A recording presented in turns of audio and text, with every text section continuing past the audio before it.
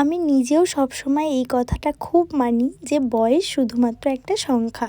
আর আমার যারা ক্লায়েন্ট রয়েছে বা চেনা পরিচিত রয়েছে তাদের সকলকেও এই একই কথা বলি। যখনই কোনো বয়োজ্যেষ্ঠ কাউকে সাজাতে যাই তখনই সে আমাকে বলে, আমাকে কিন্তু খুব বেশি সাজাবে না, অল্প সাজাবে। যেখানে যাচ্ছি ওখানে তো 5টা লোক আসবে, তারা কি বলবে, কি ভাববে যে বাবা এত বয়স হয়েছে তাও সাজের বহর দেখো। কে কি বললো সেটা ভাববেই না একদম কেউ, কারণ লোক বলার জন্যই রয়েছে।